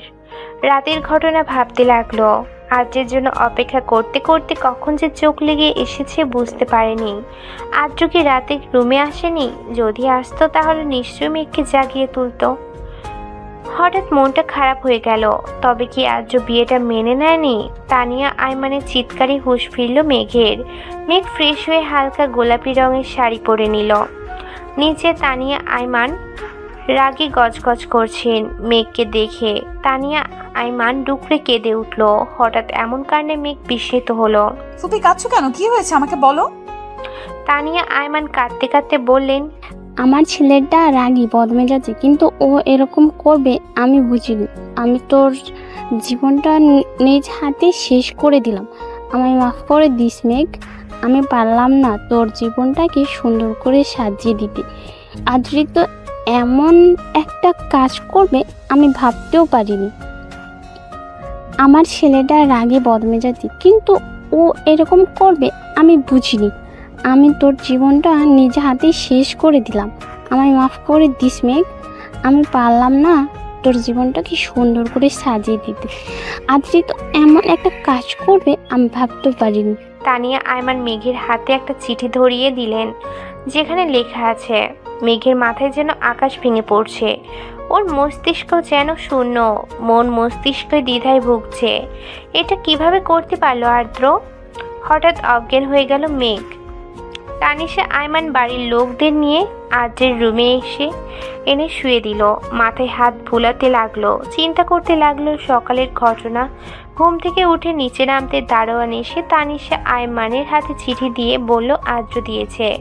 চিঠি খুলতেই মাথায় যেন আকাশ ভেঙে পড়লো তানিশা আয়মানের। আদ্র এসব কি লিখেছে? এখন এসবের মানে কি? আদ্রকে কয়েকবার ফোন দিলেও ফোন বন্ধ বলছে। বর্তমানে একটু আগে মেঘের জ্ঞান ফিরেছে। মেঘ ছলছল নয়নে তাকিয়ে রইল তানিশা আয়মানের দিকে। ফুপি আমি কি এতটাই খারাপ যে আমাকে ভালোবাসা যায় না? তানিশা আয়মানের মেঘে জড়িয়ে ধরে বলল, এসব কি বলছিস মেঘ? তুই খারাপ হতে চাবি কেন?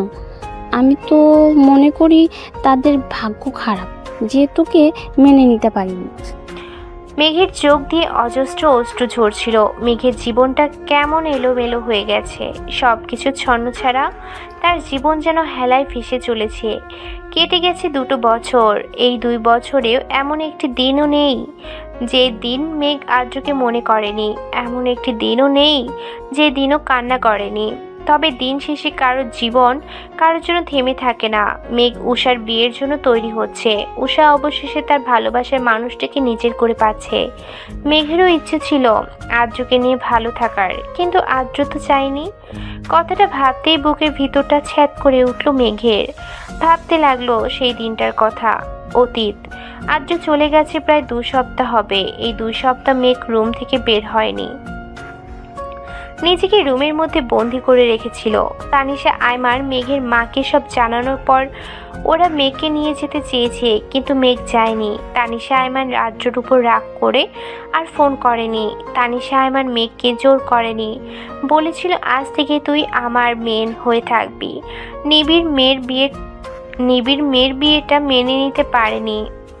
নিবিড় মেঘের বিয়েটা মেনে নিতে পারেনি। পরে যখন মেঘের এই অবস্থার কথা জানতে পেরেছে, ও মেঘকে এই অবস্থা থেকে বের হয়ে আসতে সাপোর্ট করেছে। তারপর প্রায় 1 মাস পর অনু বাড়িতে এসেছে। সবাই অনুকে অনেক অপমান করে। অনুর মা ওকে মেনে নিতে চায়নি। মেঘের এই অবস্থার জন্য অনুকে দায়ী করেছে। অনু সব কিছু মেনে নিয়েছে। কেন পালিয়ে গেছে এই প্রশ্নের জবাব অনু দেয়নি। সব কিছু এড়িয়ে গেছে। কেটে গেছে প্রায় 5 মাস। আদ্র চলে যাওয়ার পর প্রায় 5 মাস মেঘ নিজেকে সবার থেকে আড়াল করে রেখেছে। এই 5 মাস নিবিড় সব সময় মেঘকে সাপোর্ট করেছে। মেঘ অনার্স কমপ্লিট করেছে। আদ্র চলে যাওয়ার পর তানিশা আইমান মেঘকে কতবার বলেছে তুই আবার নিজের জীবনটাকে সুন্দর করে গুছিয়ে নে নতুন কারোর সাথে, কিন্তু মেঘ চায়নি। বর্তমান মেঘের ভাবনা ব্যাঘাত ঘটালোতে থাকা মুঠোফোনের আওয়াজে। নিবিড় কল করেছে, কখন বের হবে জানতে চাইছে। মেঘ আজকে খুব সুন্দর করে সেজেছে। নীল রঙের শাড়ি, হাতে নীল চুড়ি, চোখে কাজল, সিম্পল মেকআপ, দেখতে খুব সুন্দর লাগছে। অনু তড়িঘড়ি করে মেঘের রুমে ঢুকলো। মেঘ অনুর দিকে তাকাতেই অনু হা হয়ে মেঘের দিকে তাকিয়ে রইল। মেঘ অনুকে এভাবে হা হয়ে তাকিয়ে থাকতে দেখে জিজ্ঞেস করলো, কি হয়েছে? মেঘ, তুই জানিস আজকে তোকে কত সুন্দর লাগছে? আজ তোকে যে দেখবে সেই ফিদা হয়ে যাবে। আজ কতদিন পর তুই এত সুন্দর করে সেজেছিস, খুব সুন্দর লাগছে, পুরো পরীর মতো লাগছে। হয়েছে, তুমি কখন যাবে? ও জানিস তো মেঘ, জয় এখনো তৈরি হয়নি। আমি কতবার ফোন করে বলেছি তাড়াতাড়ি আসতে, ও এখনো আসছে না। একটা কথা বলো, তুমি কি সেদিন জয় ভাইয়ের সাথে পালিয়েছিলে? অনু নিরুত্তর। মেঘ এই নিয়ে বহুবার এই প্রশ্নটা করেছে, কিন্তু কোনো উত্তর দেয়নি অনু। মেঘ বলল, আচ্ছা ঠিক আছে, আমি জয় ভাইয়াকে বলে দিব যাতে আমার এই সুন্দরী আপুটাকে আর ওয়েট না করায়। আমি যাচ্ছি, তুমি জয় ভাইয়ার সাথে তাড়াতাড়ি এসো। নিবিড় আমার জন্য ওয়েট করছে। বাইরে একটা কালো গাড়ির সাথে হেলান দিয়ে দাঁড়িয়ে আছে নিবিড়। নীল পাঞ্জাবি, হাতে ব্র্যান্ডের ঘড়ি, চুলগুলো জেল দিয়ে সেট করা, কালো সানগ্লাস, দেখতে সুদর্শন যুবক। মেঘ বাইরে বের হতেই নিবিড়ের চোখ পড়ল মেঘের দিকে। নিবিড় অপলক দৃষ্টিতে তাকিয়ে আছে মেঘের দিকে। মেঘ বলল, কি দেখছো? তোমাকে। বলেই হুঁশ এলো নিবিড়ের মানে। এই যে তোমার ড্রেস আমার সাথে মিলে গেল, এইটাই দেখছি। ও চলো তাড়াতাড়ি। হ্যাঁ চলো। চারদিকে আলো ঝলমল করছে, বিভিন্ন রকমের ফুল দিয়ে সাজানো হয়েছে। বিয়ে বাড়ি বলে কথা। মেঘ আর নিবিড় গাড়ি থেকে দাঁড়ালো। নিবিড় বলল, মেঘ তুমি যাও, আমি উষার গিফটটা নিয়ে আসছি। আচ্ছা। মেঘ বাইরে এসে দাঁড়াতে পরিচিত একটা কণ্ঠস্বর মেঘ বলে ডেকে উঠল। মেঘ পরিচিত কণ্ঠস্বর শুনে স্তব্ধ হয়ে রইল। বুকের ভিতরটা ছ্যাদ করে উঠল। মেঘ পিছনে ফিরতে কাঙ্ক্ষিত মানুষটিকে দেখতে পেল না। মেঘ নিরাশ হয়ে ভিতরে গেল। হয়তো সবসময় তার কথা ভাবতে থাকে বলে এরকম করেছে। মেঘ যতই বলুক ও আদ্রর কথা ভাবে না, কিন্তু ওর মন মস্তিষ্ক জুড়ে শুধুই আদ্র রয়েছে। মেঘ ভিতরে যেতে উষা জিজ্ঞেস করলো, এই তোর আসার সময় হয়েছে? এই আমি তোর বান্ধবী, তুই আমাকে একদম ভালোবাসিস না মেঘ? না হলে তুই এটা আমার সাথে কিছুতেই করতে পারতি না। আমার একমাত্র বান্ধবী হয়েও তুই কিভাবে পারলি এত লেট করে আসতে? আচ্ছা সরি, প্লিজ রাগ করিস না। নিবিড় কোথায়? ওর কথা বলিস না। ও তোর গিফট বাড়িতে রেখে চলে এসেছে, সেটাই আবার নিয়ে আসতে গেছে। ও তুই কেন যেতে দিলি মেঘ? পরে কি দেওয়া যেত না? ও বললে শুনতো। আর তোকে আজ কি সুন্দর লাগছে উষা। তবে অবশ্য বিয়ে বাড়িতে সবার থেকে বউকেই ভালো লাগে, কারণ সবাই বউকেই দেখে। সেটা না হয় বুঝতে পারলাম, তোর দিক থেকে তো চোখ ফেরানো মুশকিল হয়ে যাচ্ছে। আমি যদি ছেলে হতাম তোকে নিয়ে এখনই গায়েব হয়ে যেতাম। রেস্টুরেন্ট বসে আছে আদ্র আর নিবিড়। নিবিড় নিজের রাগকে কন্ট্রোল করার চেষ্টা করছে। নিজেকে সংযত করে আদ্রকে প্রশ্ন করলো, আপনি এমন কেন করছেন? কেমন? বুঝেও বুঝেও কেন এরকম করছেন? আপনি মেঘকে ভালোবাসেন? না, তাহলে ছেড়ে দিন। ও চাইলে আমি ডিভোর্স পেপারে সাইন করে দিব। নিবিড় তাচ্ছিল হাসল। তাহলে আজকে ওকে ডাকলেন কেন? আদ্র বিস্মিত নয়নে তাকালো নিবিড়ের দিকে, কিচ্ছু বলল না।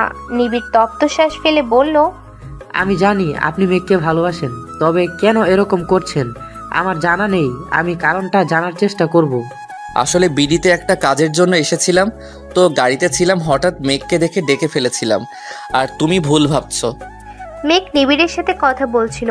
একটা মেয়ে এসে বলল, তোমার নাম মেঘ না? মেঘ মেয়েটির দিকে তাকিয়ে বলল, জি, কিন্তু আপনাকে তো চিনতে পারলাম না। আমি নীলা, আদ্রর ফ্রেন্ড। আমরা একসাথে পড়াশোনা করেছি। তোমাকে সামনাসামনি দেখার অনেক ইচ্ছে ছিল। তোমার ভাগ্য দেখে খুব ঈর্ষা করতে ইচ্ছা করে, জানো? তুমি খুব ভাগ্যবতী। মেঘ যেন স্তব্ধ হয়ে গেছে। সে থই থই জ্বলে যেন মেঘ ভেসে যাচ্ছে। একটু আগে নীলা নামের মেয়েটার কথাগুলো বুকের ভিতর নুয়ে থাকা ভালোবাসার জ্বালাটুকু হাজার খানিক যন্ত্রণা দিচ্ছে। অতীত। নীলা নামের মেয়েটির কথা উপেক্ষা করে মেঘ পা বাড়াতে নীলা বলে উঠল, মেঘ, তোমায় আদ্র অনেক ভালোবাসে। মেঘ চোখ বন্ধ করে জোরে শ্বাস নিল। কেন ভালোবাসার কথা বলছেন আপনি? এই যে আদ্র ভাই আমাকে কখনো ভালোবাসেননি, এই যে আকাশ সমান ভালোবাসাকে ওনার কাছে অভিনয় মনে হতো, এই যে আমি ওনার জীবনের অভিশাপ, এই যে আমাকে উনি বিয়ে করে জীবনের সবচেয়ে বড় ভুল করেছেন, মেনে নিয়েছি তো। কেন বারবার আপনারা আমাকে আঘাত করেন? আমি ওনাকে ভুলে যেতে চাই। কি বলছো তুমি? আদ্র তোমাকে ভালোবাসে না? আমি ওনার জীবনে কাটা স্বরূপ, যেটাকে তিনি নিজ হাতে সরিয়ে ফেলেছেন। তুমি ভুল ভাবছো মেঘ, এমন কিছু নয়। আর তোমাকে বিয়ে করার জন্য তোমার বোনকে আটকে রেখেছিল আদ্র, আর সেই আদ্র তোমাকে ভালোবাসে না, এটা তুমি কি করে বলছো? মেঘ বিস্মিত নয়নে নীলার দিকে তাকালো। কথা বলার ভাষা যেন হারিয়ে ফেলেছে। একটা লোক এসে নীলার নামে মেয়েটিকে বলল, সময় হয়ে গেছে, চলে যেতে হবে। নীলা মেঘের দিকে এক পলক তাকিয়ে চলে গেল। বর্তমান মেঘ বাড়িতে এসে অনুকে জড়িয়ে ধরে হাও মাও করে কাঁদছে। অনু মেঘের এইভাবে কান্না করে একটু অবাক হলো। মেঘ বলল, সবাই আমায় ঠকালো, তুমি কিভাবে আমায় ঠকাতে পারলে আপু? অনু বিস্মিত নয়নে তাকালো মেঘের দিকে। কি বলছিস মেঘ? আমি তোমায় কতবার জিজ্ঞেস করেছি ওই দিন কেন পালিয়ে গিয়েছিলে, তুমি কিচ্ছু বলনি। এটা কেন বলনি আপু? আদ্র ভাই তোমাকে আটকে রেখেছিল, কেন বলনি উনি আমাকে ভালোবাসেন? সবাই কেন আমাকে ঠকালে, কেন? অনু আমতা আমতা করে বলল, আমি আমি জানতাম না মেঘ। মেঘ তাচ্ছিল হাসল। আজ যদি তুমি আমায় সবকিছু না বলো, তাহলে আমি নিজেকে শেষ করে দিব। মেঘ ছুরি নিয়ে হাত কাটতে নিতেই অনু এসে মেঘের গালে থাপ্পড় বসিয়ে দিল। অনু বলল, আমি সত্যি জানতাম না আদ্র ভাইয়া তোকে ভালোবাসে। আমি পরে জানতে পেরেছি। জয় আদ্র ভাইয়ার চাচাতো ভাইয়া, সবচেয়ে ভালো বন্ধু, যাকে চোখ বন্ধ করে বিশ্বাস করে আদ্র ভাইয়া। তাই জয়কে দিয়েই আমাকে কিডন্যাপ করেছিল। যখন আমাকে জয় বাড়িতে দিয়ে গেল, যাওয়ার আগে আদ্র ভাইয়ার সাথে জয়কে কথা বলতে দেখেছিলাম আমি। পরে সব জানতে পেরেছি। তোকে বলিনি, কারণ তুই সব জানতে পারলে সহ্য করতে পারতি না, তাই বলিনি। মেঘ অনুকে নিচের দিকে ঘুরিয়ে বলল, কি এমন কথা যে আমি সহ্য করতে পারবো না? বলো আমাকে আপু, প্লিজ প্লিজ, আজ চুপ করে থেকো না। নিজের জীবনে সবচেয়ে কঠিন সত্যের মুখোমুখি হতে হবে তোকে। তুই আমার আপন বোন না, আমার আব্বুর বন্ধু মেয়ে তুই। তখন ফুপি আমাদের বাসায় থাকতো, আর তোর বাবা মার সাথে তুই কয়েকদিন এসেছিলি আমাদের বাড়িতে। তবে আদ্র ভাইয়ার আব্বুর সাথে তোর বাবা বিজনেস করতেন। আদ্র ভাইয়ার জন্মদিনে তুই ও বাড়িতে গিয়েছিলি। ওই দিন আদ্র ভাইয়াকে আদ্র ভাইয়ার আব্বু একটা গাড়ি গিফট করেছিল। আদ্র ভাইয়া তখন ছোট, ড্রাইভ করতে পারতো না। তোর বাবা মা কোনো বিষয় নিয়ে কথা কাটাকাটি করছিল। আদ্র ভাইয়ার গাড়িতে বসে ড্রাইভ শিখছিল। হঠাৎ করে গাড়ির ব্রেক কাজ করছিল না। তোর বাবা মা ঝগড়ার এক পর্যায়ে চলে আসতে নিলে আদ্র ভাইয়া গাড়ির সাথে ধাক্কা খেয়ে দুজন মারা যায়। কিন্তু এতে আদ্র ভাইয়ার কোনো দোষ ছিল না। আদ্র ভাইয়া তোর বাবা মাকে মারতে চায়নি। তখন তুই অনেক ছোট, তোর সেসব কথা মনে নেই। আদ্র ভাইয়ার আব্বু ভয় পেয়ে গিয়েছিল যদি সব কিছু জানাজানি হয়ে যায়, তাহলে যদি আদ্র ভাইয়াকে পুলিশ ধরে নিয়ে যায়। তাই তিনি আদ্র ভাইয়াকে লন্ডন পাঠিয়ে দিয়েছিলেন। তবে আদ্র ভাইয়া তোকে ছোট থেকে ভালোবাসতো। ওই দিন আদ্রবায়া তোকে ছেড়ে যেতে চায়নি। পরিস্থিতি তখন হাতের বাইরে চলে গিয়েছিল, তাই আদ্রবায়াকে চলে যেতে হয়েছিল। ফিরে এসে যখন তোকে বিয়ে করতে চাইলো, তখন আদ্রবাইয়ার আব্বু তোকে মেনে নিতে পারছিল না। উনি আদ্রবাইয়ার সাথে এই বিষয় নিয়ে অনেক ঝামেলা করেছে। আদ্রবাইয়া যখন সব কিছু ছেড়ে তোকে নিয়ে লন্ডন চলে যাবে, তখন আদ্রবাইয়ার আব্বু আদ্রবাইয়াকে ভয় দেখালেন, এটাও যদি তুই জানতে পারিস আদ্রবাইয়ের জন্য তোর বাবা মা মারা গেছে, তাহলে তুই আদ্রবাইয়াকে ছেড়ে চলে যাবি। পৃথিবীতে সবচেয়ে বেশি ঘৃণা করবি, হয়তো নিজেকে শেষ করে ফেলবি। তাই সেদিন আদ্রবাইয়া তোকে ছেড়ে চলে যেতে বাধ্য হয়েছিল। আদ্রবাইয়া তোকে সত্যিই খুব ভালোবাসে। আজ ওনার ফ্লাইট, হয়তো আজ চলে যাবে আর ফিরবে না। দুপা পিছিয়ে যায় মেঘ। নিজেকে শূন্য মনে হচ্ছে ওর।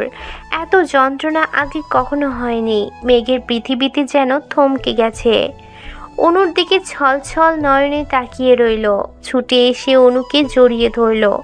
নিবিড় বাইরে দাঁড়িয়ে সব কিছু শুনেছে। নিবিড় মেঘের হাত ধরে টেনে নিয়ে যায়। তাকায় মেঘ, প্রচণ্ড ব্যস্ত দেখাচ্ছে ওকে। কানে ফোন। নিবিড় বলল, আদ্রের ফোন অফ, এখনো সময় আছে, সন্ধ্যায় ফ্লাইট। মেঘ কথা বলে না। নিবিড় ড্রাইভ করতে থাকে। মেঘকে নিয়ে চলে এয়ারপোর্টে। মাথা নিচু করে বসে আছে আদ্র। কারোর পায়ের শব্দ শুনে তাকাতেই মেঘকে দেখতে পায়। মেঘকে দেখে যেন হত বুদ্ধি হারিয়ে ফেলে ছেলেটা। বলে, মেঘ, আপনি এখানে? আমাকে এত ভালোবাসেন আপনি? কথাটা বলে আদ্রের বুকে ঝাঁপিয়ে পড়ে মেঘ। আদ্র নিবিড়ের দিকে তাকাতেই নিবিড় বুঝিয়ে দিল মেঘ সব কিছু জানে। আদ্র শক্ত করে জড়িয়ে ধরে মেঘকে চিৎকার করে বলে, ভালোবাসি মেঘ, খুব ভালোবাসি, আপনার থেকেও বেশি। আর ছেড়ে যাবে না তো? আমার বেঁচে থাকার জন্য তোমাকে প্রয়োজন।